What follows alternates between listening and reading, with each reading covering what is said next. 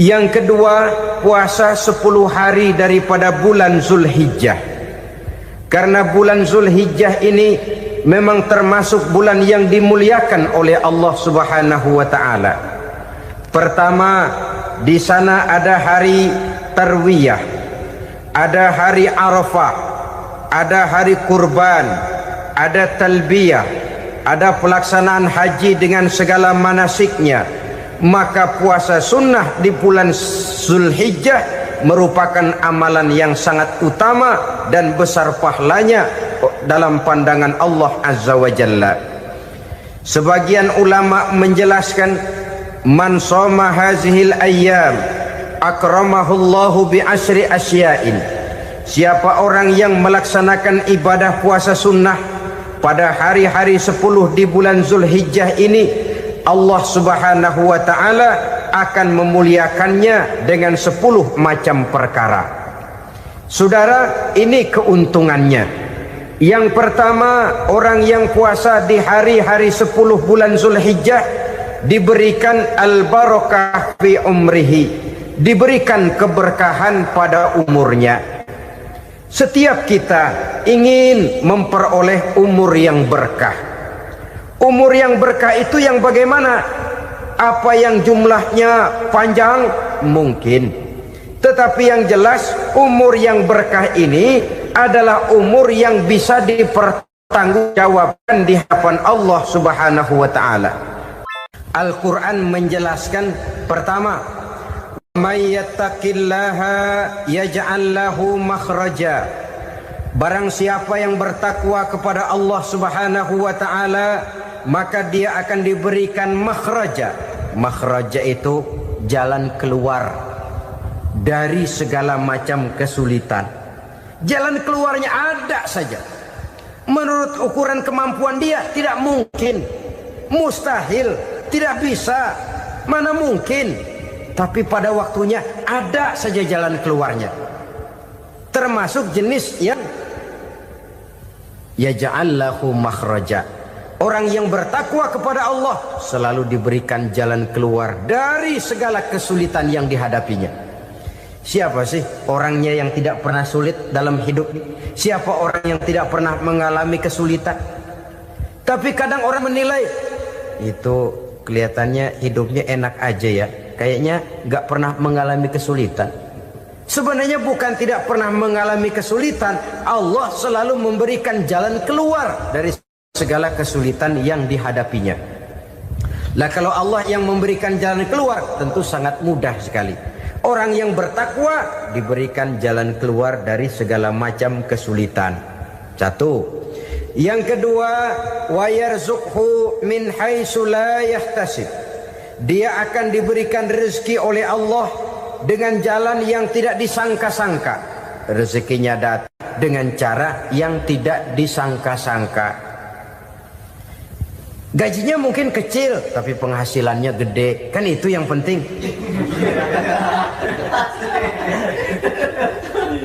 Gaji dan penghasilan kan lain tuh.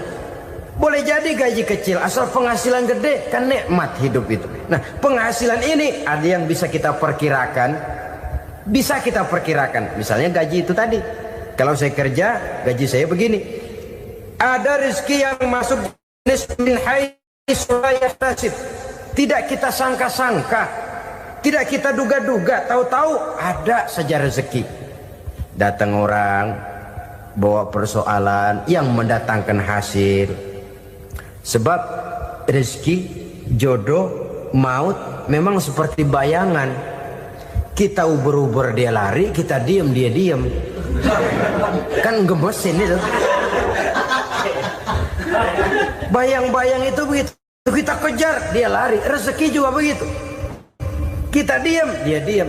Setengah mati yang namanya rezeki kita cari, kita uber. Ngobek sampai ratusan bohong kita kerjain.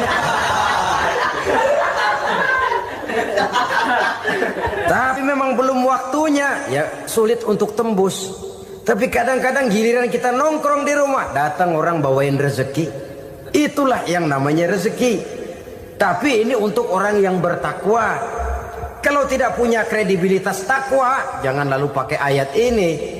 diberikan Allah dengan rezeki dengan jalan yang tidak disangka. Kan ada ayatnya dah, kita mah manteng aja di rumah dah. Ntar juga tuh rezeki datang. Ini fasilitas yang diberikan kepada orang yang wa may yattaqillah, bertakwa kepada Allah, yarzuqhu min haitsu la yahtasib, diberikan rezeki dengan cara yang tidak disangka-sangkanya. Maka kadar ketakwaan jangan membuat kita buruk sangka. Tuh orang ya nggak kemana-mana, duitnya ada aja. Kalau dia takwa, Allah berikan jalan keluar. Yang lantas ngelihat kiai orangnya ahli ibadah, ilmunya tinggi, akhlaknya luar biasa, takwanya tinggi, rezekinya lancar, lalu husnuzon nih kiai nggak kemana-mana, duitnya banyak, miara tuyul kali ini. Itu termasuk jaminan Allah yang masuk kategori min haitsu la yahtasib. Yang ketiga, yaj'al lahu min amrihi yusra, dimudahkan segala urusannya. Dimudahkan segala urusannya. Kemudian yang keempat, yukaffir anhu sayyiatihi wa yu'azzim lahu ajra, diampuni segala kesalahannya dan dibesarkan pahala kebaikan yang dikerjakannya. Maka mudah-mudahan puasa yang kita kerjakan mengantarkan kita kepada ketakwaan kepada Allah, dan takwa membuka janji Allah kepada kita di dalam kehidupan ini. Kenapa sih kita yakin Quran itu kitab suci? Pertama, ajarannya sesuai dengan fitrah manusia. Suatu kitab dinamakan suci kalau konsep ajarannya sesuai dengan fitrah. Contoh, ini laki-laki ini seneng nggak sama perempuan? Normal. Kalau nggak seneng, saya ragu-ragu. Perempuan seneng nggak sama laki-laki?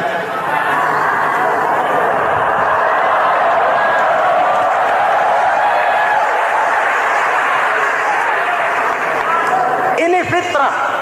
Laki-laki suka perempuan, perempuan suka laki-laki. Quran memahami itu. Hai laki-laki, kau senang dengan perempuan. Hai perempuan, kau suka dengan laki-laki. Oke, lewat sini, lewat pintu yang disebut nikah. Kalau kitab suci melarang nikah, itu bertentangan dengan fitrah manusia. Maka dalam Quran, mulai dari umat sampai ulama dan segala profesi dianjurkan nikah. Kalau kiai tidak boleh nikah, saya pilih mengundurkan diri, Pak.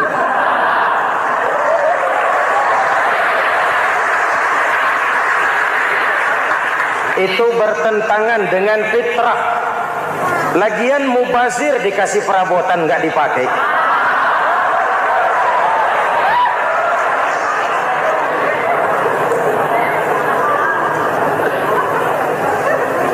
Fitrah. Contoh lagi, manusia perlu makan. Kalau ada kitab suci menyuruh puasa terus dari pagi sampai sore sampai malam sampai pagi lagi, eta teh kitab gelo.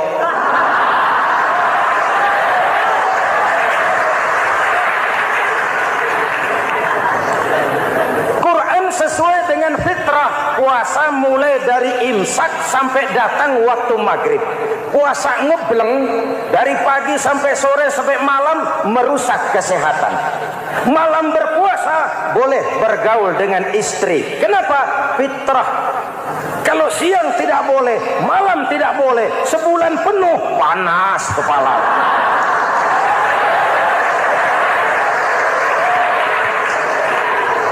Rontok rambut. Hadirin yang saya hormati, itu yang pertama. Yang kedua, kita yakini Quran sebagai kitab suci karena isinya tidak saling bertentangan, konsekuen, konsisten. Kalau ada satu kitab, di satu ayat mengajarkan Tuhan Esa, di lain ayat mengajarkan tiga, liar. Bagaimana kitab kitab suci isinya paradoks? Bagaimana kitab suci isinya saling bertentangan? Di ayat manapun sekali Quran berkata Allah itu Esa, selamanya Esa. Isinya tidak saling bertentangan. Lalu yang ketiga, kita yakini Quran kitab suci karena dia bersih dari intervensi manusiawi. Sejak turunnya Al-Quran menantang, jikalau kamu ragu terhadap Quran yang kami turunkan kepada hamba kami Muhammad, kamu anggap itu cuma bikinan Muhammad. Kalau Muhammad bisa, kamu tentu bisa. Baik, bikin satu surah semacam Al-Quran. 14 abad yang lalu tantangan ini turun dan sampai malam ini belum terjawabkan. Pak, barangkali tidak ada yang mau coba. Banyak. Antara lain Musailamah Al-Kazzab. Dia mencoba membuat menandingi Al-Quran. Dia buat satu surah namanya surah Al-Fil. Bunyinya begini, bikinan Musailamah. Al-Fil wa mal-fil wa ma adraka mal-fil lahu khurtumun tawil wa lahu zail. Sudah berbentuk syair. Isinya apa? Al-fil, gajah. Wa mal-fil, apakah gajah itu? Wa ma adraka mal-fil, tahukah kamu apa itu gajah? Lahu khurtumun tawil, dia punya belalai panjang. Walahu zail, dan dia punya ekor. Enggak usah turun ayat begituan, orang tahu.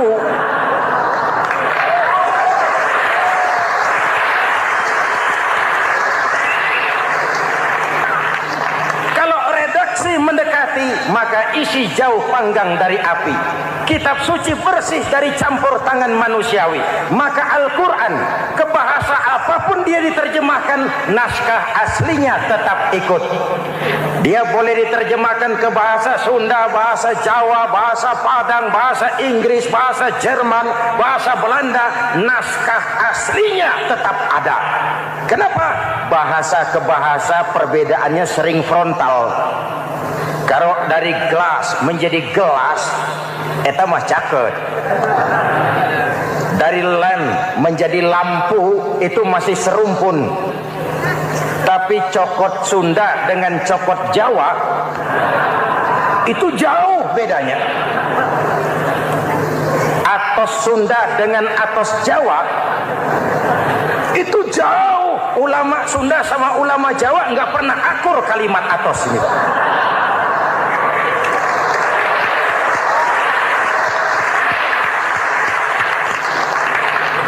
Inilah kebenaran janji Allah, inna nahnu nazzalna dzikra wa inna lahu lahafizun. Kami yang turunkan Al-Quran, kami yang akan menjaganya. Ribuan orang hafal Al-Quran. Lalu apa pesan-pesan misi utama Al-Quran? Pertama, menegakkan tauhid. Ini yang lebih dahulu. Membentuk kualitas sumber daya manusia dengan menanamkan nilai-nilai keimanan, membebaskan dari ketergantungan kepada benda. Ya ayyuhan nasu ubudu rabbakumul ladzi khalaqakum. Hai manusia, Tuhanmu yang perlu kau sembah hanyalah Tuhan yang telah menciptakan kamu. Jangan menyembah Tuhan yang tidak pernah menciptakan kamu. Mengapa kau menyembah harta padahal dirimu lebih berharga dari harta? Kenapa kau menyembah pangkat dan jabatan padahal dirimu lebih berharga dari pangkat dan jabatan?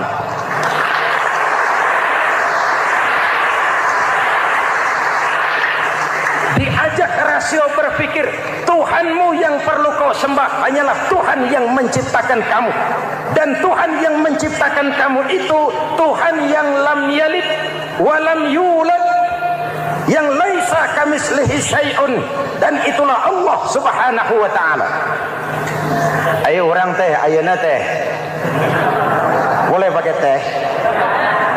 Ayeuna teh, kita teh. Kalau kepada syirik jali, syirik yang terang-terangan, insya Allah tidak. Nyata-nyata menyembah berhala? Tidak. Nyata-nyata menyembah pohon? Tidak. Nyata-nyata berkeyakinan Tuhan lebih dari satu? Tidak. Tapi kita sering terjebak pada syirik kecil, syirik khafi, syirik yang tersamar. Saya sejak pakai cincin ini, jangankan anak gadis, nenek-nenek ngelihat saya cincin.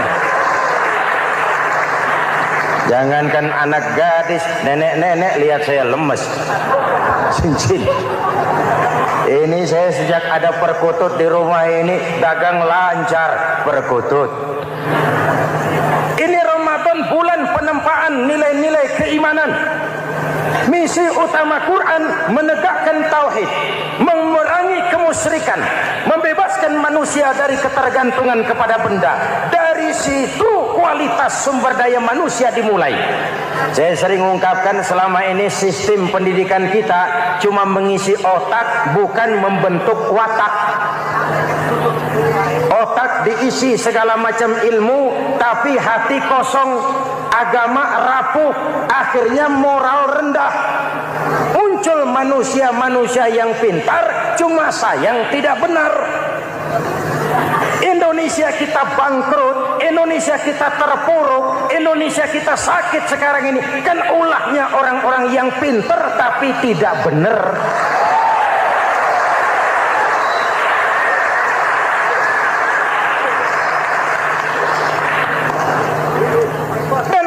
Bicara kayak begini, ini bukan pidato politik, ini nurani politik naon kadut.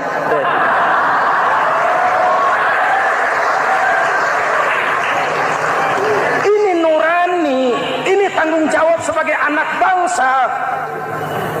Ibu bapak, saudara-saudara hadirin yang saya hormati, Rasul kalau masuk sepertiga yang akhir, sing-singkan lengan baju, hamparkan sajadah, lebih banyak di masjid daripada di rumah. Itu Rasul. Maka sepertiga yang akhir masjid makin ramai. Lihat Masjidil Haram. Lain dengan kita. Sepertiga yang akhir masjid mulai mengalami kemajuan. Safnya makin maju.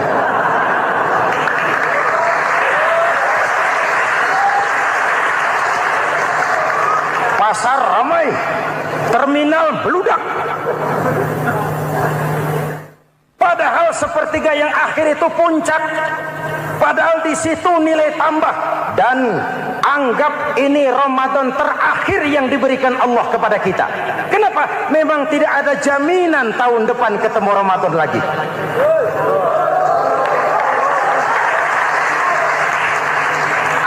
Ini Ramadan terakhir yang diberikan Allah kepada kita.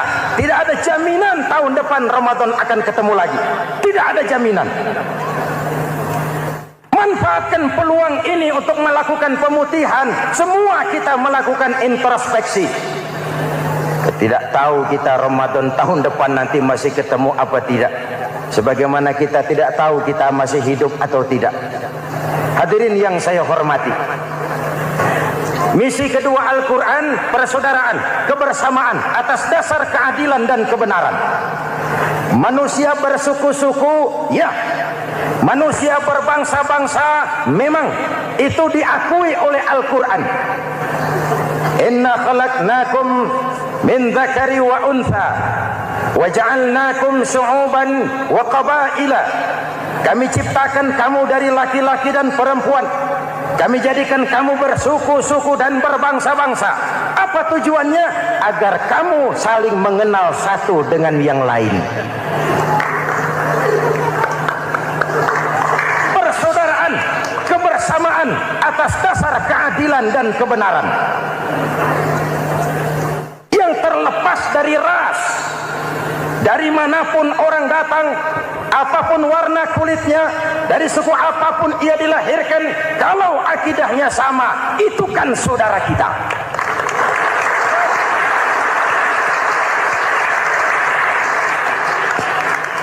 Seperti di masjid, kita tidak peduli dari mana kita datang. Yang datang dari kidul, madhab ngulon, mang. Yang datang dari sebelah lor madep ngulon mang. Yang datang dari sebelah wetan madep kulon mang. Yang datang dari kulon madep ngulon. Bukan soal dari mana kau datang, tapi satu arah menghadapmu. Kau mau Betawi, mau Sunda, mau Jawa, mau Padang, mau Aceh, mau Batak, mau Ambon, kita satu nusa, satu bangsa, satu bahasa. Kita jadi lem perekat buat lingkungan kita di saat keutuhan kita sebagai bangsa sedang dalam ujian berat. Semangat kebersamaan atas dasar keadilan. Tidak ada mayoritas menekan minoritas. Umat Islam itu kalau besar dia mampu melindungi yang kecil. Kalau kecil dia bisa menjaga diri. Tiap solat Jumat khatib berpesan pada akhir khutbah kedua, innallaha ya'muru bil adli wal ihsan. Innallaha ya'muru bil adli wal ihsan. Allah memerintahkan kamu menegakkan keadilan dengan argumen, bukan dengan sentimen. Mengajak, bukan mengejek. Merangkul, tidak untuk tujuan memukul. Kalau sebagai bangsa kita utuh, kompak dan bersatu, saya yakin kita akan bisa mengatasi kesulitan-kesulitan sekarang ini.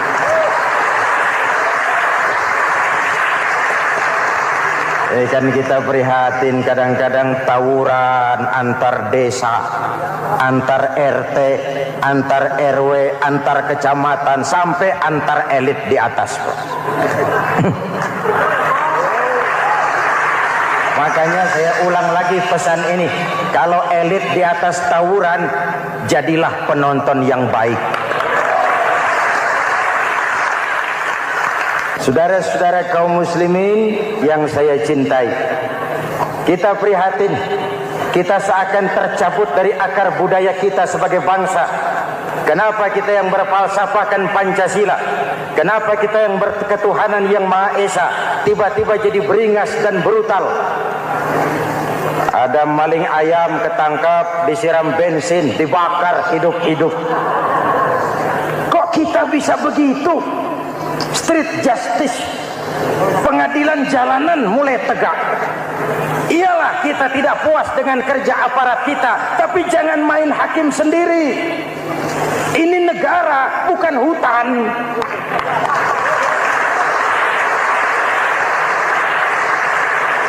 Jangan mencegah kemunkaran dengan menegakkan kemunkaran baru. Oleh hal-hal yang sepele, yang mestinya kita bisa mencari jalan keluar dengan baik. Ayo luruskan saf, rapatkan barisan, satukan langkah, tautkan hati. Kita satu umat yang satu, diikat oleh Al-Quran. Hanya dengan kebersamaan kita akan mampu menata hari esok yang lebih baik atas dasar keadilan dan kebenaran. Dulu Muhammad Toha teriak takbir ngadepi Belanda. Bung Tomo teriak takbir ngadepi Belanda. Ayeuna takbir ngadepi batur sadulur salembur. Nanaunan.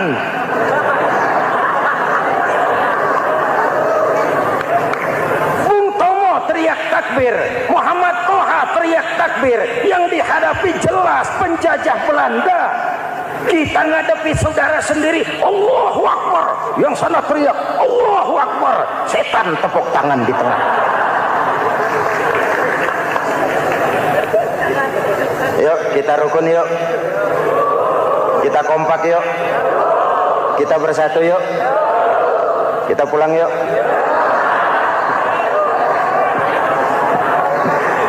Ini misi kedua. Misi yang ketiga, Al-Quran membebaskan manusia dari gaya hidup sekuler.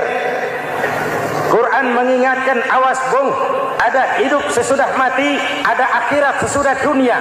Lebih untung orang yang percaya akhirat daripada yang tidak. Paling tidak hidupnya normatif. Contoh, saudara yakin akhirat ada, lalu saudara hidup baik-baik, menjauhi yang munkar, meninggalkan yang haram, saudara sujud, puasa, jihad, lalu saudara mati. Setelah mati ternyata akhirat tidak ada. Tidak ada ruginya. Paling kurang kita sudah dicatat sebagai orang baik. Sebaliknya, Saudara tidak percaya sama akhirat, lalu hidup seenaknya, judi, mabuk, zina, nipu orang, korupsi, tenggelam dalam kemunkaran, lalu mati. Setelah mati ternyata akhirat ada. Baik, kemana anjen? Lebih untung orang yang percaya akhirat ketimbang yang tidak. Hidupnya ada rem. Iya Pak, saya kepengen banyak uang, tapi kalau main judi nanti di akhirat bagaimana? Iya, saya kepengen jadi orang kaya, tapi kalau korupsi, nipu orang, buka peternakan tuyul, nanti di akhirat bagaimana? Gaya hidup yang berkeseimbangan. Ada hidup sesudah mati dan ada akhirat sesudah dunia. Yang keempat, Quran membebaskan manusia dari belenggu kebodohan. Quran ayat yang pertama turun sudah berkata, Iqra, baca, kamu jangan jadi bodoh. Kebodohan menimbulkan kemiskinan, kemiskinan mendekatkan kepada kekufuran. Yang kelima, ini kado buat ibu-ibu. Quran mengangkat harkat, derajat dan martabat kaum wanita. Sebelum Quran turun, sebelum Islam datang, nasib wanita sangat menyedihkan. Dilahirkan hanya untuk melahirkan. Kalaupun berperan, peranannya tidak lebih segitiga. Dapur, sumur, kasur. Kasur, sumur, dapur. Dapur, sumur, kasur. Wanita dilecehkan, sekadar alat pemuas nafsu. Datang Islam, Rasul terenyuh. An-nisa imadul bilad. Wanita adalah tiangnya negara. Jikalau baik wanita, baik negara. Jikalau rusak wanita, hancur negara. Karena wanita, negara jaya. Betul? Karena wanita, negara hancur. Betul? Maka wanita adalah bidadari yang kadang-kadang setan. Kadang-kadang.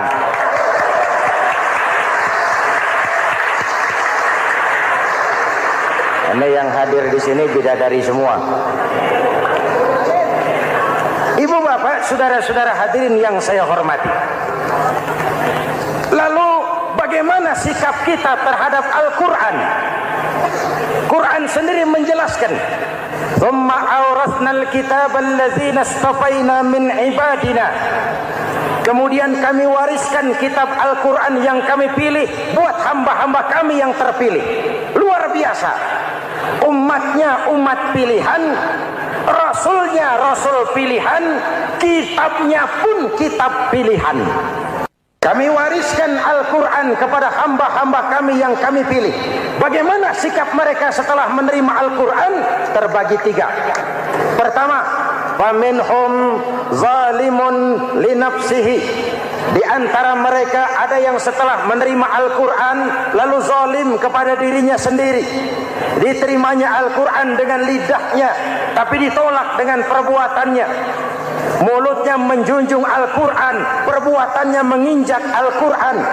Quran bilang ke barat, dia pergi ke timur. Quran bilang ke selatan, dia berangkat ke utara. Quran bilang haram, dia terjang. Quran bilang halal, dia tidak mau. Orang seperti itu tidak zalim kepada Allah, tapi zalim kepada dirinya sendiri. Mudah-mudahan kita yang termasuk golongan ini. Amin. Yang kedua, wa minhum muqtasid. Di antara mereka ada yang menerima Quran 50-50. Separuh-separuh. Yang enak dilaksanakan, yang berat ditinggal. Padahal pada sisi lain Quran mengajarkan masuklah ke dalam Islam secara total. Kafah, jangan separuh-separuh. Ini watak munafik. Kalau dilihat Islam menguntungkan, rame-rame teriak Islam. Ketika diminta berjihad, diminta berkorban, diminta zakat, rame-rame mengundurkan diri. Saya bangkrut Pak, saya miskin Pak, saya pailit Pak. Mental itu dalam awal-awal Baqarah dijelaskan. Kullama adha'a lahum masyaw fi wa idza adlama alaihim qamu. Kalau terang mereka berangkat, kalau gelap mereka mandek. Itu ciri orang munafik beragama. Kalau Islam menguntungkan, rame-rame teriak Islam. Ketika diminta berjihad, berkorban, berjuang, rame-rame mengundurkan diri. Muqtasid. Golongan yang ketiga, ini yang ideal. Wa minhum sabiqum bil khairati biiznillah. Di antara mereka ada yang setelah menerima Al-Quran lalu berlomba-lomba mengamalkannya, berlomba-lomba melaksanakannya. Jangan sampai yang baca Quran dengan suara merdu dapat piala, yang mengamalkan Quran dengan konsekuen dapat penjara.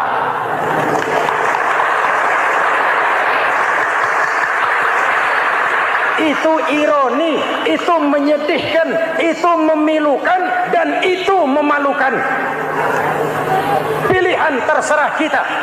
Satu hadis Rasulullah mengajarkan begini: man ja'alal Qur'ana amamahu qadahu ilal jannah, wa man ja'alal Qur'ana khalfahu saqahu ilan nar. Siapa yang meletakkan Quran di depannya, dijadikannya Quran sebagai imam, Quran akan membimbing dia ke surga, surga dunia, lebih-lebih surga akhirat. Sebaliknya, siapa yang meletakkan Quran di belakang, dibelakanginya ajaran Quran, Quran akan mendorong dia ke neraka, neraka dunia, lebih-lebih neraka akhirat. Quran imam apa makmum? Kita makmum apa imam? Makmum ikut imam apa imam ikut makmum? Makmum ikut imam. Jikalau Quran adalah imam, jikalau kita adalah makmum, ke barat kata Quran, ke barat kita berangkat. Ke timur kata Quran, ke timur kita menuju. Halal kata Quran, itu yang kita ambil.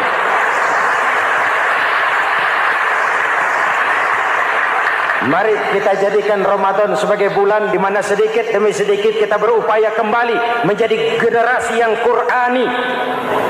Rasulullah pernah ditanya, kalau Tuhan wafat ya Rasul, kemana kami minta nasihat? Aku tinggalkan kamu dua nasihat. Satu yang diam saja, satu yang bisa bicara. Yang bisa bicara apa ya Rasul? Al-Quran. Minta nasihat Quran. Yang diam saja apa ya Rasul? Maut. Dalam hidup ada dua nasihat. Nasihat yang bisa bicara, Al-Quran. Nasihat yang diam saja, maut. Mau dagang, minta nasihat Quran. Mau bertetangga, minta nasihat Quran. Itu nasihat. Nasihat yang kedua, diam saja, tahu-tahu datang maut. Makanya anggap ini Ramadan terakhir yang diberikan Allah kepada kita, karena tahun depan tidak ada jaminan kita bertemu Ramadan. Manfaatkan 10 yang akhir untuk meningkatkan nilai ibadah kita kepada Allah Subhanahu wa taala. Pada pertemuan kali ini secara khusus kita akan membicarakan tentang puasa ini. Kita akan mulai dari yang pertama, puasa sunnah.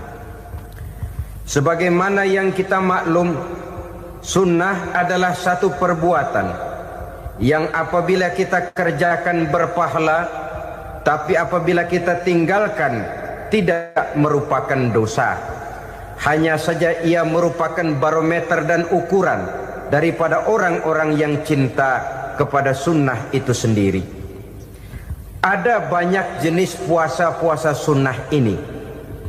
Yang pertama, puasa sunnah di bulan Muharram. Rasulullah sallallahu alaihi wasallam bersabda, "Afdhalus siyami ba'da Ramadan syahrullahil Muharram, wa afdhalus salati ba'dal fardhah salatul lail." Diriwayatkan oleh Muslim dari Abi Hurairah. Puasa yang paling utama sesudah puasa Ramadan tidak lain adalah puasa di bulan Muharram. Dan solat yang paling afdol sesudah solat yang wajib adalah solat pada sepertiga malam yang akhir. Puasa di bulan Muharram merupakan puasa sunnah dan mempunyai nilai yang sangat besar dalam pandangan Allah Subhanahu wa ta'ala. Buat mereka yang mampu melaksanakan puasa sunnah di bulan Muharram ini, boleh melaksanakannya selama 10 hari.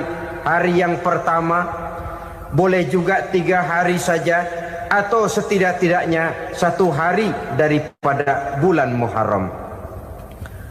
Yang kedua, puasa 10 hari daripada bulan Zulhijjah.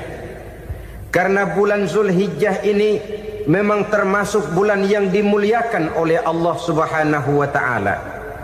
Pertama, di sana ada hari Tarwiyah, ada hari Arafah, ada hari kurban, ada talbiyah, ada pelaksanaan haji dengan segala manasiknya.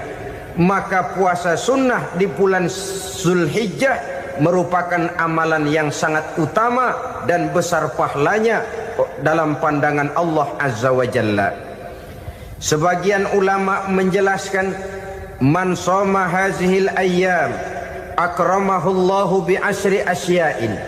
Siapa orang yang melaksanakan ibadah puasa sunnah pada hari-hari 10 di bulan Zulhijjah ini, Allah Subhanahu wa taala akan memuliakannya dengan 10 macam perkara. Saudara, ini keuntungannya. Yang pertama, orang yang puasa di hari-hari 10 bulan Zulhijjah diberikan al-barakah fi umrihi, diberikan keberkahan pada umurnya. Setiap kita ingin memperoleh umur yang berkah. Umur yang berkah itu yang bagaimana? Apa yang jumlahnya panjang? Mungkin. Tetapi yang jelas, umur yang berkah ini adalah umur yang bisa dipertanggungjawabkan di hadapan Allah Subhanahu wa taala. Artinya, umur yang diisi penuh dengan kebajikan, umur yang diisi dengan segala macam kegiatan ibadah, dan umur yang dengan demikian sungguh pun kita sudah mati, jasad terkubur dalam tanah, nama kita akan tetap hidup, dikenal orang oleh karena kebajikan yang kita kerjakan. Saya kira akan lebih merupakan azab ketimbang nikmat kalau orang diberikan umur panjang tapi hanya untuk menumpuk-numpuk dosa saja. Kan lebih baik mana? Umur pendek banyak pahala, umur panjang banyak dosa. Lebih baik mana? Saya yakin yang paling baik tentu umur panjang banyak pahala.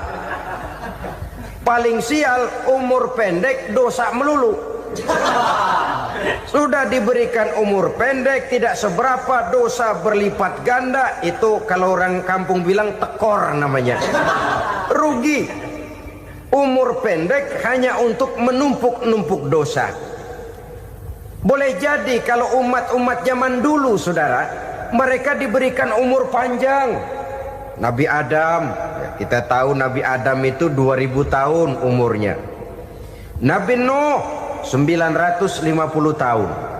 Umatnya ya rata-rata segitu itu. Nah, kalau mereka misalnya punya umur 800 tahun, lalu 200 tahun mereka melakukan dosa, kan masih punya restan 600 tahun untuk taubat. Karena umurnya diberikan jatah panjang.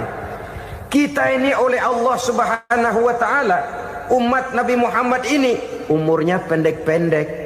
Kalau nyontoh Nabi 63 tahun saja. Kalau diberikan 70 tahun umur kita sekarang, itu sudah dapat jatah lebih 7 tahun.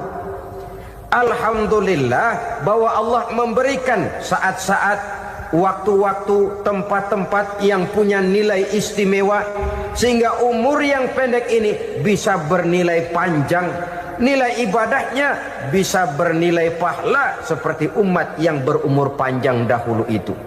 Karena itu manfaatkan umur dengan baik, dan salah satu keberkahan daripada umur akan datang dengan melaksanakan ibadah puasa sunnah. Ini yang pertama. Yang kedua, az-ziyadatu fi malihi, berikan tambahan hartanya, menjadi orang kaya. Kaya apa? Kaya hati setidak-tidaknya. Karena dengan tekun dan rajin melaksanakan ibadah puasa, yang segera tertanam dalam jiwa seseorang merasakan cukup di dalam kehidupan. Itulah dia orang yang paling kaya, orang yang hidupnya paling cukup. Kalau orang sudah merasa cukup dalam hidupnya, maka itulah dia orang yang kaya. Saudara-saudara kaum muslimin rahimakumullah, puasa sunnah memberikan tambahan harta, usahanya berkembang, dengan demikian membawa keberkahan, hartanya makin bertambah, akan menunjang ibadahnya kepada Allah, lebih memantapkan dan membawa ketenangan dalam hidupnya. Itu termasuk berkahnya melaksanakan puasa sunnah itu.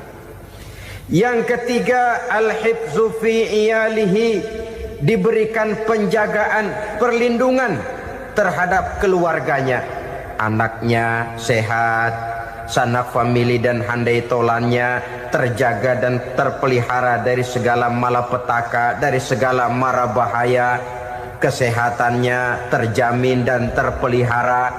Itu sudah merupakan modal yang sangat besar di dalam kita mengarungi kehidupan. Sebab rasanya sulit untuk bahagia, duit kita banyak sekali, usaha kita selalu mendatangkan untung yang berlipat ganda. Tapi sebentar-sebentar anak kita sakit, yang ampek, yang korengan, yang kena musibah, ndak tak karu-karuan sakit, berobat sampai jutaan rupiah. Itu kan sudah tidak membawa kebahagiaan. Uang masuk yang begitu banyak jumlahnya, habis akhirnya untuk berobat saja. Sebenarnya hitung-hitung ya seri-seri juga. Usaha berhasil, duit banyak, habis untuk berobat. Lah sama juga saudara-saudara. Jadi dengan demikian, biar duit kita banyak, asal keluarga pada sehat saja, udah enak bener itu. Duit banyak, ekonomi cukup, keluarga sehat, nikmat rasanya menjalani kehidupan ini. Yang kiamat sudah duit kagak barang seperak, keluarga ampek semua. Kiamat sudah. Saudara hadirin yang saya hormati, jadi yang ketiga, Allah memberikan pemeliharaan terhadap keluarganya. Satu kali orang dipelihara Allah, tidak satu kekuatan pun yang bisa mencelakakan. Satu kali orang disengsarakan Allah, tidak satu tenaga pun yang mampu menyelamatkannya. Itulah sebabnya perlindungan Allah, pemeliharaan Allah terhadap diri dan keluarga sangat kita perlukan di dalam kehidupan ini. Dengan melaksanakan ibadah puasa, kita mendekatkan diri kepada Allah. Dengan dekat kepada Allah, maka Allah pun dekat kepada kita.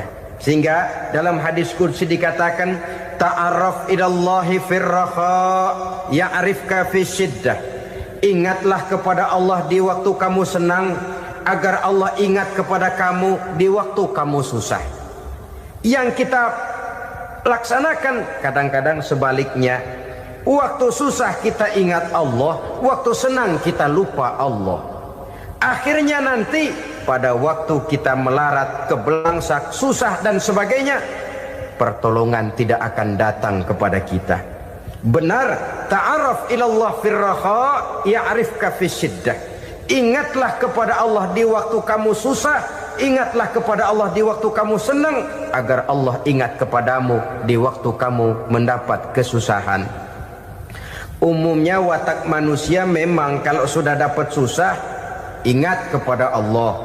Waktu duduk, waktu berbaring, sambil tidur, dalam segala keadaan Allah disebutnya, Allah dimintakan pertolongannya. Tapi dikala dia berada pada posisi di atas angin, merasa senang, bahagia, Allah terlupakan. Saudara-saudara kaum muslimin, itu yang ketiga. Yang keempat, at-takfiru li sayyiatihi. Orang yang melaksanakan puasa sunnah itu diampuni segala dosa dan kesalahan yang telah dilakukannya. Dan yang kelima, at-tad'ifu li hasanatihi, diberikan balasan yang berlipat ganda dari segala kebaikan yang dikerjakannya. 1 berbalas 7, 7 bisa berbalas 10, 10 masih berbalas 100, masih ditambah dengan wallahu yudha'ifu liman yasha. Allah melipat gandakan pahala orang-orang yang dikehendakinya.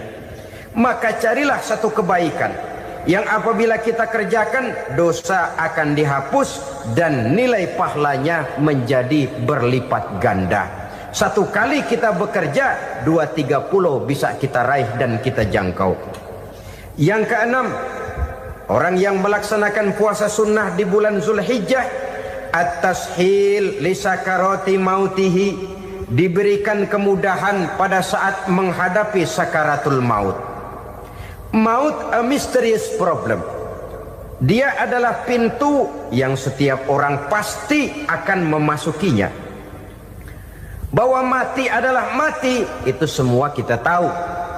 Tapi hakikat orang pada saat menghadapi mati itu kan berbeda-beda.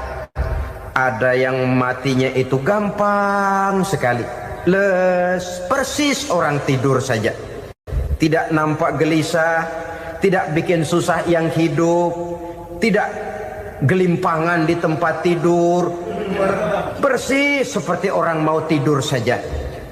Ada yang sulit sekali menghadapi sakaratul maut, gelimpangan di tempat tidur, bikin bingung orang yang nunggu. Kadang-kadang seperti kerbau digorok lehernya. Saudara-saudara, sulit menghadapi sakaratul maut. Oleh karena itu Rasulullah sallallahu alaihi wasallam sering beliau itu kalau berdoa membaca Allahumma hawin alayya fi sakaratil maut. Ya Allah, mudahkan saya di dalam menghadapi sakaratul maut. Rasulullah saja, saudara, orang yang ibadahnya paling banyak, orang yang hatinya paling bersih, orang yang akhlaknya paling luhur, masih berdoa semacam ini. Mohon dimudahkan oleh Allah agar mudah menghadapi sakaratul maut. Apalagi kita, terus terang kita ini paling-paling kelas muhtalid, bangsa sama pahala mau sama dosa doyan. Lebih perlu lagi menghadapi sakaratul maut, sehingga apabila malaikat maut datang menjemput nyawa kita, dimudahkan, jangan dibikin sulit, supaya mudah. Jadilah orang baik-baik. Biasanya kalau banyak yang mati, malaikat maut juga kali main-mainin dulu tuh orang, kutak-katik, ditakut-takutin dan segala macam. Saudara hadirin yang saya hormati, maka menghadapi sakaratul maut ini merupakan kunci. Apakah seseorang bisa husnul khatimah atau bisa su'ul khatimah? Salah satu jalan untuk memudahkan diri menghadapi sakaratul maut, melaksanakan puasa sunnah di bulan Zulhijjah ini. Yang ketujuh, ad-diya'u li zulumati qabrihi, diberikan terang di alam kuburnya. Kubur, saudara tahu, saudara tentu sering lihat orang dimasukkan ke liang lahat, ditutup dengan papan, dinding ari kata kita di kampung, lalu diuruk lagi dengan tanah. Dalamnya liang lahat, gelapnya liang lahat, gelapnya diuruk dengan tanah, gelapnya di dalam kubur, tiga gelap yang menjadi satu. Bapak moyangnya gelap.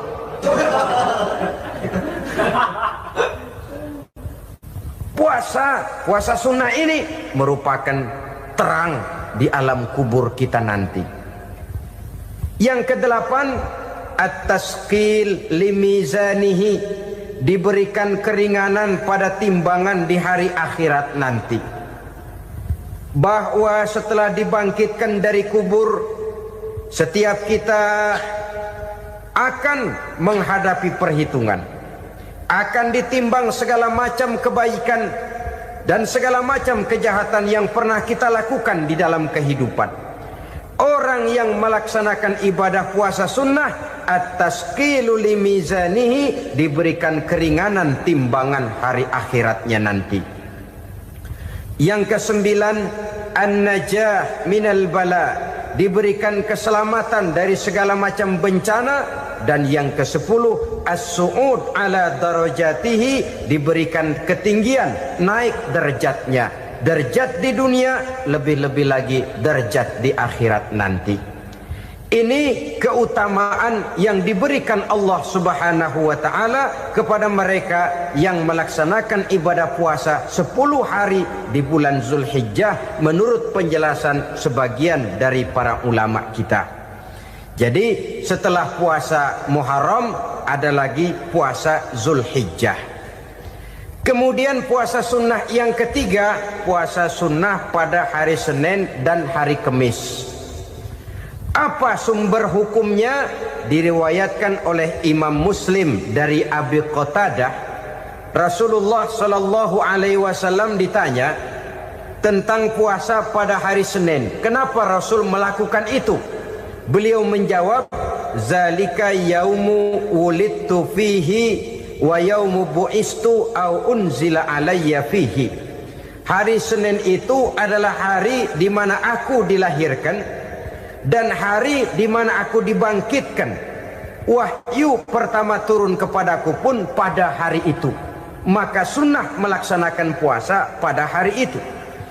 Adapun hari Kamis, ada hadis yang diriwayatkan oleh Imam Turmuzi dari Abi Hurairah, Nabi bersabda, tu'radul a'malu yaumul isnaini wal khamisi fa uhibbu ay yu'radu amali wa ana sha'im.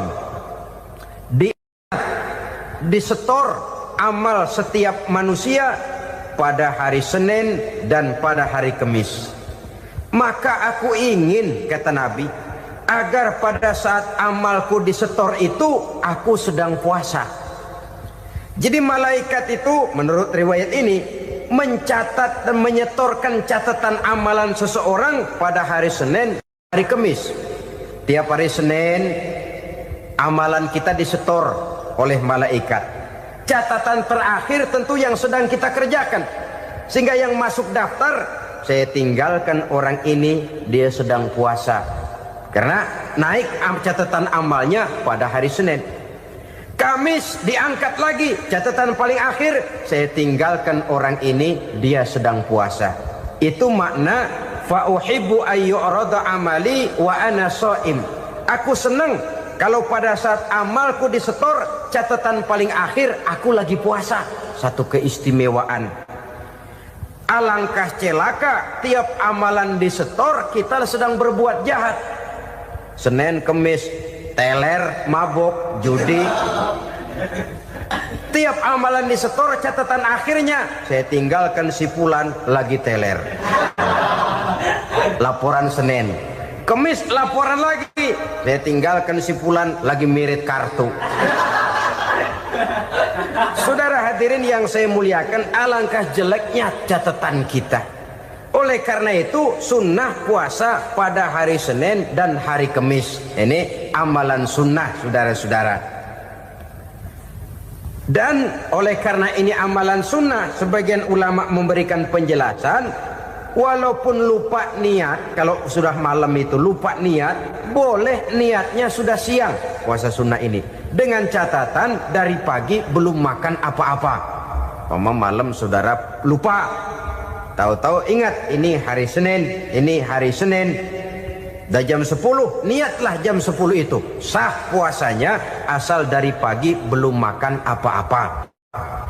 Tapi kalau sudah dapat 2 piring baru niat, jam 10 itu lain, ngojek namanya.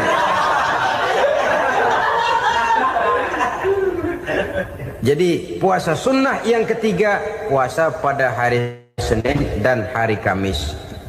Yang keempat, puasa jenis sunnah yang keempat, puasa 6 hari di bulan Syawal. Diriwayatkan oleh Imam Muslim dari Abi Ayyub bahwa Nabi bersabda, man shoma ramadhana summa atba'ahu sittan min Syawal kana kasyamid dahri. Barang siapa yang berpuasa di bulan Ramadan kemudian diikutinya dengan 6 hari di bulan Syawal, maka dia seolah-olah seperti orang yang berpuasa 1 abad lamanya. Allahu Akbar. Demikian besar keuntungannya. 6 hari di bulan Syawal sama dengan orang yang berpuasa 1 abad lamanya. Ini fadailul a'mal, saudara-saudara. Jangan diartikan karena menang sudah puasa 6 hari bulan Syawal, Ramadan tahun depannya lantas nggak puasa. Kenapa? Ukurannya sudah 1 abad. Bukan itu pengertiannya. Ini mendorong orang memberikan ganjaran pahala yang sedemikian besar. 6 hari setelah Ramadan, artinya di bulan Syawal. tidak pada hari pertama Syawal, karena haram hukumnya berpuasa pada hari fitri itu. 6 hari di bulan Syawal, tinggal lihat yang mampunya saja. Boleh berurutan, boleh tidak berselang-seling, boleh, asal saja jumlahnya 6 hari selama masih bulan Syawal itu. Hari ini 3 hari lagi, 4 hari lagi, diselang-seling atau berurutan, itu juga lebih baik. Puasa sunnah 6 hari daripada bulan Syawal. Kemudian yang kelima, puasa sunnah 3 hari pada setiap bulan. 3 hari pada setiap bulan. Diriwayatkan oleh Imam Bukhari dan Muslim dari Abi Hurairah. Abi Hurairah bercerita, Ausani Khalili sallallahu alaihi wasallam bisalasin. Kekasih saya Rasulullah berwasiat kepada saya, memesankan benar-benar kepada saya untuk melaksanakan 3 amalan yang terpuji. Pertama, siyamu salasati ayyamin min kulli syahrin. Puasa 3 hari dalam setiap bulan. Ini wasiat yang pertama. 3 hari pada setiap bulan. Tidak peduli bulan apa saja. Dalam artian ya bulan menurut perhitungan Islam ya. Muharram, Safar, Rabiul Awal, Rabiul Tsani, Jumadal Ula, Jumadil Akhir, Rajab, Sya'ban, Ramadan, Syawal, Zulqa'dah, Zulhijjah dan selanjutnya. 3 hari pada setiap bulan. Tanggalnya tanggal berapa saja. Lebih utama pada yang disebut Yaumul Bil, yaitu hari-hari di mana bulan menunjukkan purnama. Tanggal 13, tanggal 14 dan tanggal 15 pada setiap bulannya itu disunahkan melaksanakan puasa. Itu wasiat pertama, puasa 3 hari pada setiap bulan. Wasiat yang kedua, waraqatai duha, melaksanakan sholat duha sekurang-kurangnya 2 rakaat. Itu wasiat yang dipesankan benar kepada saya, kata Abi Hurairah. Pertama, puasa 3 hari pada setiap bulan. Yang kedua, usahakan jangan meninggalkan 2 rakaat minimal daripada sembahyang duha. Kita tahu sembahyang duha itu sembahyang sunnah di waktu pagi seketika matahari naik sepenggalahan. Sekurang-kurangnya 2 rakaat, sebanyak-banyaknya 8 rakaat. Di antara fadilah atau keutamaan daripada sholat duha ini yaitu menyangkut masalah rezeki dan usaha. Kemudian wasiat yang ketiga, wa an utira qabla an anama. Beliau sangat berwasiat kepada saya untuk sholat witir sebelum tidur. Artinya sholat malam sebagai amalan sunnah di dalam kehidupan kita. Jadi saudara-saudara, dalam hidup ini kita akan selalu berbentur dengan keperluan. Kalau pada suatu saat kita sudah sampai kepada tahap berpikir ini keperluan saya, tentu hal-hal semacam ini akan kita kerjakan. Kita belum tergerak melaksanakan ini semua oleh karena barangkali kita merasa belum memerlukannya. Karena itu marilah kita berusaha di samping melaksanakan puasa yang wajib juga melaksanakan puasa yang sunnah di dalam kehidupan kita. Ini jenis puasa-puasa yang sunnah. Kemudian yang kedua, ada macam puasa yang disebut puasa nazar. Hukum pelaksanaannya wajib apabila nazarnya sudah terwujud. Puasa nazar, puasa yang dikaitkan dengan suatu persoalan. Umpamanya, kalau saya lulus ujian, saya akan puasa 1 minggu lamanya. Begitu ujiannya ternyata lulus, dia wajib bayar nazarnya. Puasa 7 hari, tidak lagi sunnah tapi wajib karena dia nazarkan. Asal saja tidak sah nazar kepada yang makruh apalagi kepada yang haram. Umpamanya nazar kalau tembus 6 nomor mau puasa 3 hari. Itu nazar semacam itu bukan saja tidak sah tapi haram hukumnya. Tidak boleh nazar kepada yang makruh apalagi kepada yang haram. Jadi apabila maksud yang sudah kita niatkan tercapai, wajiblah nazar itu dibayar, yaitu kalau nazarnya sunnah melaksanakan ibadah puasa. Al-Quran menjelaskan pertama, "May yattaqillaha yaj'al lahu makhraja." Barang siapa yang bertakwa kepada Allah Subhanahu wa taala, maka dia akan diberikan makhraja. Makhraja itu jalan keluar dari segala macam kesulitan. Jalan keluarnya ada saja. Menurut ukuran kemampuan dia tidak mungkin, mustahil, tidak bisa, mana mungkin. Tapi pada waktunya ada saja jalan keluarnya. Termasuk jenis yang yaj'al lahu makhraja. Orang yang bertakwa kepada Allah selalu diberikan jalan keluar dari segala kesulitan yang dihadapinya. Siapa sih orangnya yang tidak pernah sulit dalam hidup ini? Siapa orang yang tidak pernah mengalami kesulitan?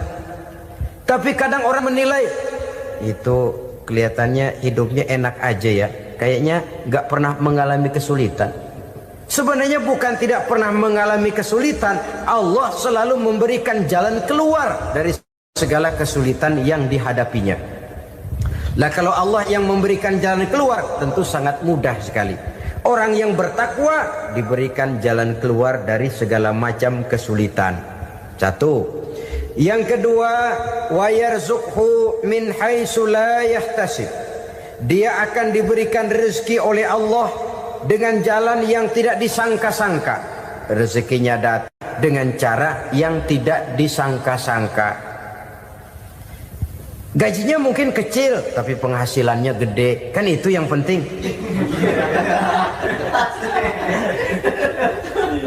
Gaji dan penghasilan kan lain tuh. Boleh jadi gaji kecil, asal penghasilan gede, kan nikmat hidup itu. Nah, penghasilan ini ada yang bisa kita perkirakan. Bisa kita perkirakan. Misalnya gaji itu tadi. Kalau saya kerja, gaji saya begini. Ada rezeki yang masuk min haitsu la yahtasib. Tidak kita sangka-sangka, tidak kita duga-duga, tahu-tahu ada saja rezeki. Datang orang bawa persoalan yang mendatangkan hasil. Sebab rezeki, jodoh, maut memang seperti bayangan. Kita uber-uber dia lari, kita diem dia diem. Kan gemesin itu. Bayang-bayang itu begitu. Kita kejar, dia lari. Rezeki juga begitu. Kita diam, dia diam. Setengah mati yang namanya rezeki kita cari, kita uber, ngobek sampai ratusan bohong kita kerjain. Tapi memang belum waktunya, ya sulit untuk tembus. Tapi kadang-kadang giliran kita nongkrong di rumah, datang orang bawain rezeki. Itulah yang namanya rezeki. Tapi ini untuk orang yang bertakwa. Kalau tidak punya kredibilitas takwa, jangan lalu pakai ayat ini.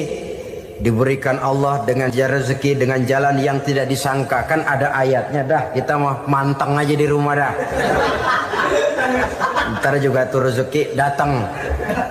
Ini fasilitas yang diberikan kepada orang yang wa may yattaqillah, bertakwa kepada Allah, yarzuqhu min haitsu la yahtasib, diberikan rezeki dengan cara yang tidak disangka-sangkanya.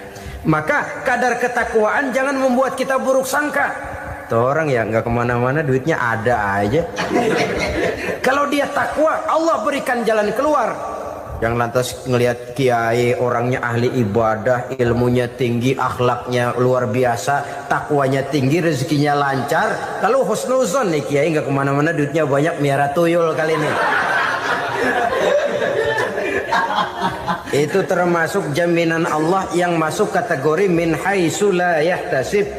Yang ketiga, yaj'al lahu min amrihi yusra. Dimudahkan segala urusannya. Dimudahkan segala urusannya. Kemudian yang keempat, yukaffir anhu sayyiatihi wa yu'azzim lahu ajra. Diampuni segala kesalahannya dan dibesarkan pahala kebaikan yang dikerjakannya. Maka mudah-mudahan Puasa yang kita kerjakan mengantarkan kita kepada ketakwaan kepada Allah, dan takwa membuka janji Allah kepada kita di dalam kehidupan ini. Kenapa sih kita yakin Quran itu kitab suci? Pertama, ajarannya sesuai dengan fitrah manusia. Suatu kitab dinamakan suci kalau konsep ajarannya sesuai dengan fitrah. Contoh, ini laki-laki ini seneng nggak sama perempuan? Normal. Kalau nggak seneng saya ragu-ragu. Perempuan seneng nggak sama laki-laki?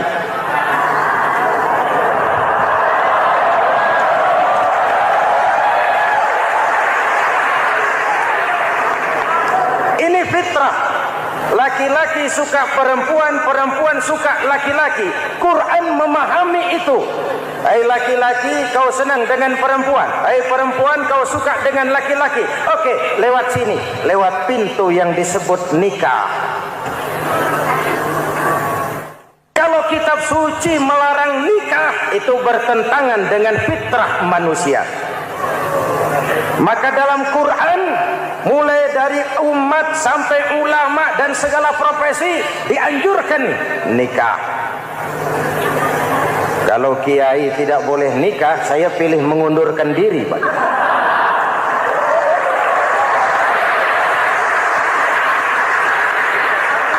Itu bertentangan dengan fitrah.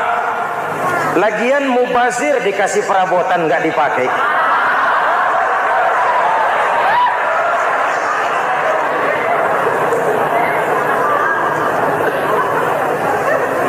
Fitrah. Contoh lagi, manusia perlu makan. Kalau ada kitab suci menyuruh puasa terus dari pagi sampai sore sampai malam sampai pagi lagi, eta teh kitab gelo.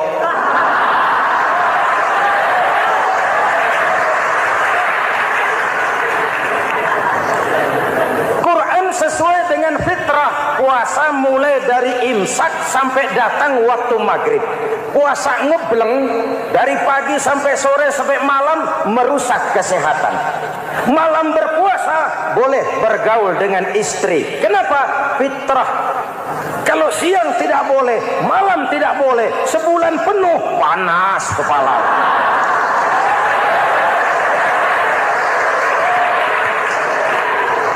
Rontok rambut. Hadirin yang saya hormati, itu yang pertama. Yang kedua, kita yakini Quran sebagai kitab suci karena isinya tidak saling bertentangan, konsekuen, konsisten. Kalau ada satu kitab, di satu ayat mengajarkan Tuhan Esa, di lain ayat mengajarkan tiga, liar itu mah. Kitab suci isinya paradoks. Bagaimana kitab suci isinya saling bertentangan? Di ayat manapun sekali Quran berkata Allah itu Esa, selamanya Esa. Isinya tidak saling bertentangan. Lalu yang ketiga, kita yakini Quran kitab suci karena dia bersih dari intervensi manusiawi.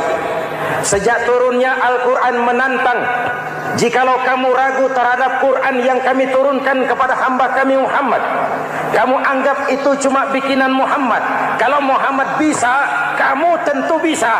Baik, bikin satu surah semacam Al-Quran. 14 abad yang lalu tantangan ini turun dan sampai malam ini belum terjawabkan. Pak, barangkali tidak ada yang mau coba. Banyak. Antara lain Musailamah Al-Kazzab. Dia mencoba membuat menandingi Al-Quran. Dia buat satu surah namanya surah Al-Fil. Bunyinya begini, bikinan Musailamah. Al-Fil, wa mal-fil, wa ma adraka mal-fil, lahu khurtumun tawil, wa lahu zail. Sudah berbentuk syair. Isinya apa? Al-Fil, gajah. Wa mal-fil, apakah gajah itu?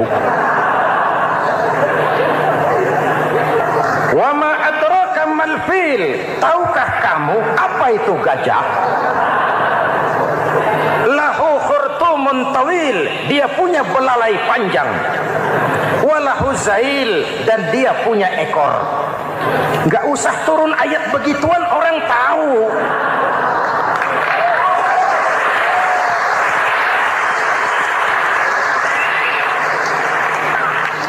Kalau redaksi mendekati, maka isi jauh panggang dari api. Kitab suci bersih dari campur tangan manusiawi. Maka Al-Quran, ke bahasa apapun dia diterjemahkan, naskah aslinya tetap ikut. Dia boleh diterjemahkan ke bahasa Sunda, bahasa Jawa, bahasa Padang, bahasa Inggris, bahasa Jerman, bahasa Belanda, naskah aslinya tetap ada. Kenapa? Bahasa ke bahasa perbedaannya sering frontal. Kalau dari gelas menjadi gelas, eta mah caket. Dari lem menjadi lampu, itu masih serumpun. Tapi cokot Sunda dengan cokot Jawa, itu jauh bedanya. Atos Sunda dengan atos Jawa, itu jauh. Ulama Sunda sama ulama Jawa nggak pernah akur kalimat atos ini.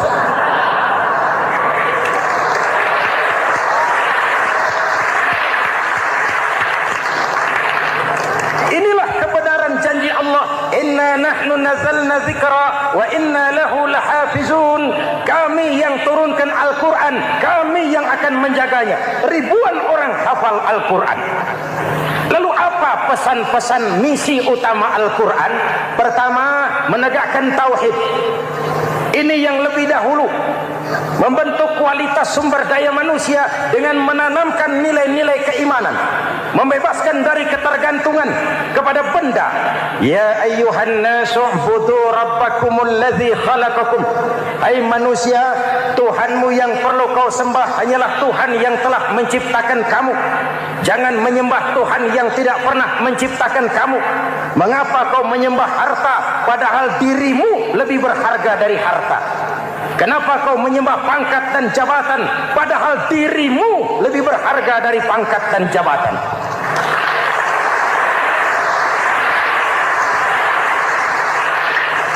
Diajak rasio berpikir, Tuhanmu yang perlu kau sembah hanyalah Tuhan yang menciptakan kamu. Dan Tuhan yang menciptakan kamu itu Tuhan yang lam yalid walam yulad, yang laisa kamislihi syai'un, dan itulah Allah Subhanahu wa taala. Ayo orang teh, ayeuna teh. Boleh pakai teh. Ayeuna teh, kita teh. Kalau kepada syirik jali, syirik yang terang-terangan, insya Allah tidak. Nyata-nyata menyembah berhala, tidak.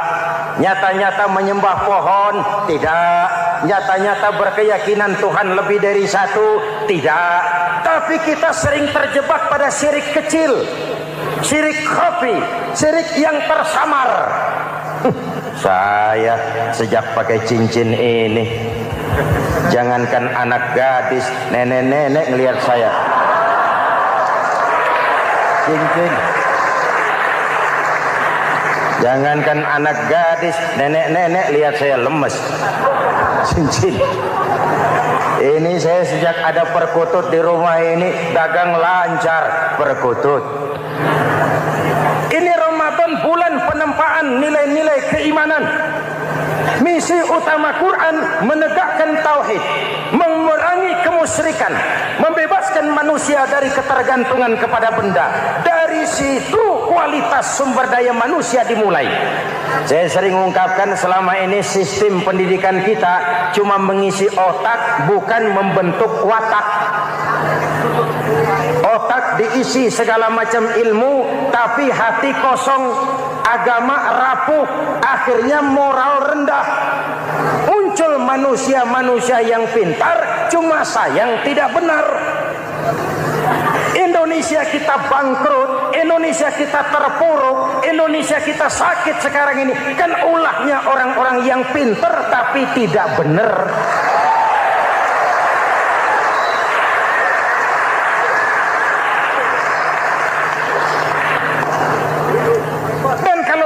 bicara kayak begini, ini bukan pidato politik, ini nurani politik naon kadut.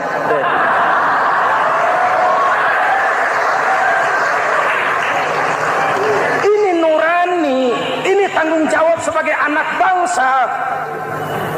Ibu bapak, saudara-saudara hadirin yang saya hormati, Rasul kalau masuk sepertiga yang akhir, sing-singkan lengan baju, hamparkan sajadah, lebih banyak di masjid daripada di rumah. Itu Rasul. Maka sepertiga yang akhir masjid makin ramai. Lihat Masjidil Haram. Lain dengan kita. Sepertiga yang akhir masjid mulai mengalami kemajuan. Safnya makin maju.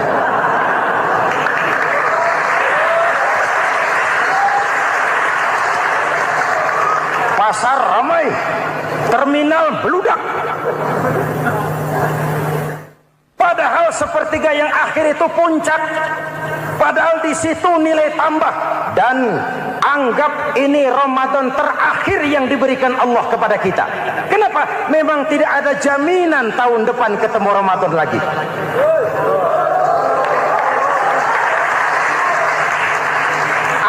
Ini Ramadan terakhir yang diberikan Allah kepada kita. Tidak ada jaminan tahun depan Ramadan akan ketemu lagi. Tidak ada jaminan. Manfaatkan peluang ini untuk melakukan pemutihan. Semua kita melakukan introspeksi. Tidak tahu kita Ramadan tahun depan nanti masih ketemu apa tidak. Sebagaimana kita tidak tahu kita masih hidup atau tidak. Hadirin yang saya hormati, misi kedua Al-Quran, persaudaraan, kebersamaan atas dasar keadilan dan kebenaran. Manusia bersuku-suku, ya. Manusia berbangsa-bangsa, memang itu diakui oleh Al-Quran. Inna khalaqnakum min dzakari wa untha wa ja'alnakum syu'uban wa qabaila. Kami ciptakan kamu dari laki-laki dan perempuan. Kami jadikan kamu bersuku-suku dan berbangsa-bangsa. Apa tujuannya? Agar kamu saling mengenal satu dengan yang lain.